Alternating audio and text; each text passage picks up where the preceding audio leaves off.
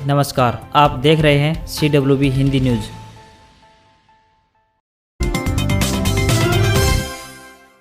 सदर थाना सफीदों के एरिया में तैनात डायल 112 का स्टाफ अपने इलाके की बजाय सरफाबाद चौकी में सोया पाया गया। पुलिस अधीक्षक वसीम अकरम ने संज्ञान लेते हुए गाड़ी के इंचार्ज हवलदार को निलंबित कर लाइन हाजिर कर दिया है, जबकि चालक, हवलदार तथा सिपाही के खिलाफ विभागीय जांच के आदेश जारी कर दिए हैं। सदर थाना सफीदों इलाके में डायल 112 गाड़ी नंबर HRUN 990381 को रात को अपने इलाके में गश्त करनी थी। ASP नितिन अग्रवाल रात को गश्त पर निकले हुए थे। जब उन्होंने डायल 112 गाड़ी का निरीक्षण किया तो उसमें स्टाफ मौजूद नहीं था, बल्कि गाड़ी में लगे इलेक्ट्रॉनिक उपकरणों को गाड़ी में तैनात स्टाफ अपने साथ लेकर सरफाबाद चौकी में सोया पाया गया।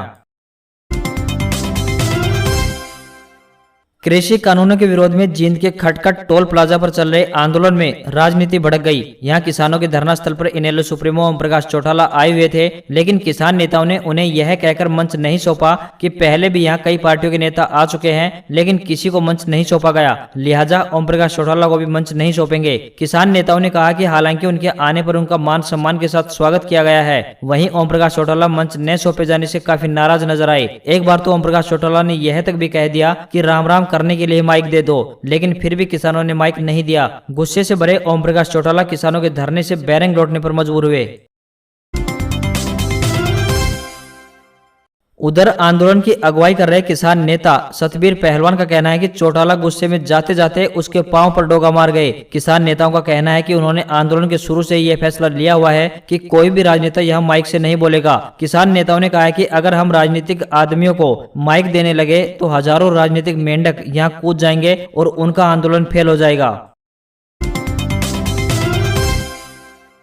पहलवानों की धरती के नाम से मशहूर हरियाणा की बेटियों ने एक बार फिर देश प्रदेश के नाम का परचम पूरे विश्व में लहरा दिया है। 2 दिनों में लगातार 3 गोल्ड मेडल हरियाणवी छोरियों ने देश को दिलाए हैं। जहां एक और जापान के टोक्यो में चल रहे ओलंपिक में तो भारतीय खिलाड़ियों ने मेडल लाने की शुरुआत कर दी है, तो वहीं हंगरी के बुडापेस्ट में चल रही कैडेट वर्ल्ड चैंपियनशिप में गोल्ड मेडल की बौछार करना शुरू कर दिया है। पहलवान बेटियों की इस उपलब्धि के बाद अब हर देशवासी सीना चौड़ा कर कह सकेगा कि हरियाणवी छोरियां क्या छोरों से कम है। दरअसल जींद की प्रिया और तक की तनु के बाद अब पानीपत की पट्टी कल्याणा गांव की कोमल ने कैडेट वर्ल्ड चैंपियनशिप के फाइनल मुकाबले में अजरबैजान की पहलवान को 7-2 से हराकर गोल्ड मेडल अपने नाम किया है। पूर्व मुख्यमंत्री और नेता प्रतिपक्ष भूपेंद्र सिंह हुड्डा ने प्रदेश में बेरोजगारी और अपराध की भयावहता पर गहरी चिंता जाहिर की है। उन्होंने कहा है कि आज हरियाणा राष्ट्रीय औसत से 3 गुना ज्यादा बेरोजगारी झेल रहा है। कभी दूसरे राज्यों के युवाओं को भी रोजगार देने वाला हरियाणा आज स्वयं देश में सबसे ज्यादा बेरोजगारी से त्रस्त है। Centre for monitoring Indian economy यानी CMIE के मुताबिक देश में बेरोजगारी की दर 9.17% है, जबकि हरियाणा में यह दर 27.9% है। वक्त वक्त पर CMIE जैसी संस्थाएं अपने सर्वे और रिपोर्ट के जरिए प्रदेश सरकार को आईना दिखा रही हैं, लेकिन बीजेपी जेजेपी सरकार इन संस्थाओं पर ही सवालिया निशान लगाकर सच्चाई से मुंह फेर लेती है।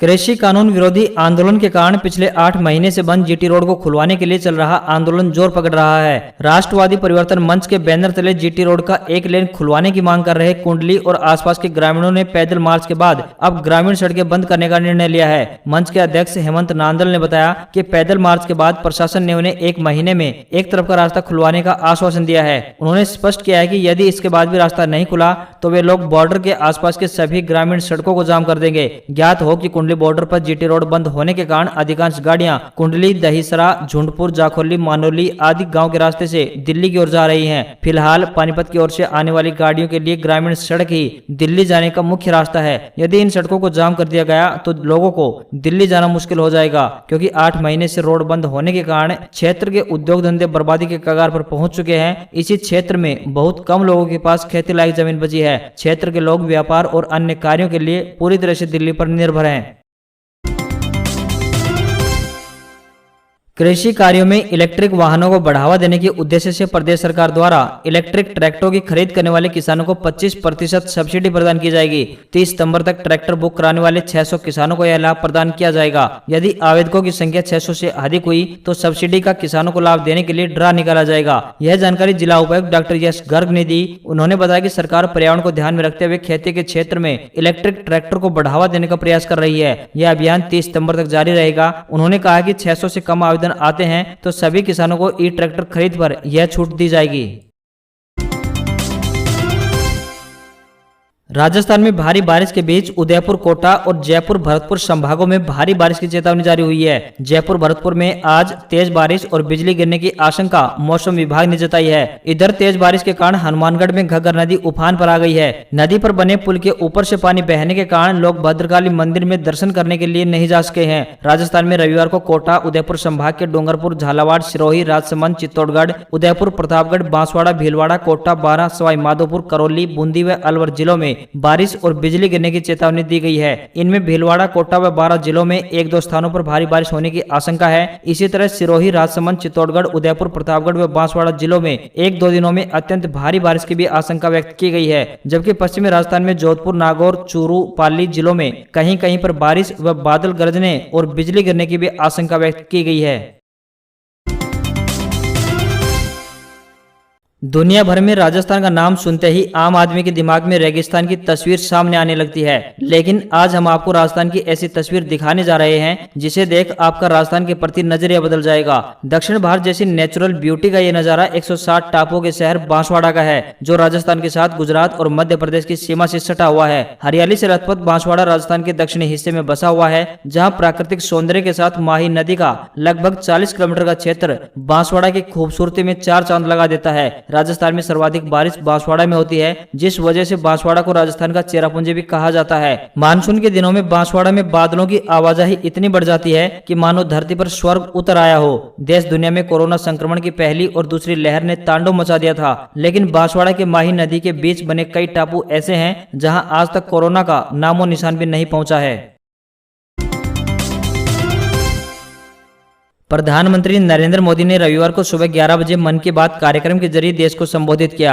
यह इस रेडियो प्रोग्राम का 79वां एपिसोड रहा। मोदी ने रविवार को ओलंपिक जाने वाले खिलाड़ियों को चीयर करने की बात कही तो वहीं कारगिल के शहीदों को भी याद किया। उन्होंने आजादी के 75 साल पूरे होने पर नेशन फेस्ट ऑलवेज फेस्ट का नारा भी दिया। साथ ही कहा कि गांधी के भारत छोड़ो अभियान की तर्ज पर देश के लोग भारत जोड़ो अभियान चलाएं। कार्यक्रम में मोदी ने आंध्र प्रदेश, ओडिशा, तमिलनाडु समेत देश भर में इनोवेटिव काम कर रहे लोगों की तारीफ की। वोकल और लोकल पर जोर देते हुए उन्होंने लोगों को हैंडलूम और खादी का इस्तेमाल करने की ज्यादा से ज्यादा अपील की। मोदी ने कहा कि जो देश के लिए तिरंगा उठाता है, ऐसे लोगों की देशभक्ति की भावना हमें जोड़ती है। कल कारगिल विजय दिवस है, यह भारत की सेना के शौर्य का प्रतीक है। मैं चाहूंगा कि आप कारगिल की गाथा जरूर पढ़ें, वीरों को नमन करें। माझगांव डाक लिमिटेड ने ट्रेड अप्रेंटिस के विभिन्न पदों पर भर्ती के लिए नोटिफिकेशन जारी किया है। इस रिक्रूटमेंट ड्राइव के जरिए कुल 425 पदों पर भर्ती की जाएगी। इन पदों के लिए आवेदन प्रक्रिया 22 जुलाई से शुरू हो चुकी है। इच्छुक कैंडिडेट्स ऑनलाइन आवेदन कर सकते हैं। इन पदों के लिए एप्लीकेशन प्रोसेस 10 अगस्त तक जारी रहेगी। विभिन्न पदों के लिए आवेदन करने वाले कैंडिडेट्स 8वीं व 10वीं पास होने चाहिए। इसके अलावा ITI पास कैंडिडेट्स भी इन पदों के लिए आवेदन कर सकते हैं। इन पदों के लिए आवेदन करने वाले कैंडिडेट्स की उम्र 14 साल से लेकर 21 साल तय की गई है। आवेदन की आखिरी तारीख 10 अगस्त 2021 है।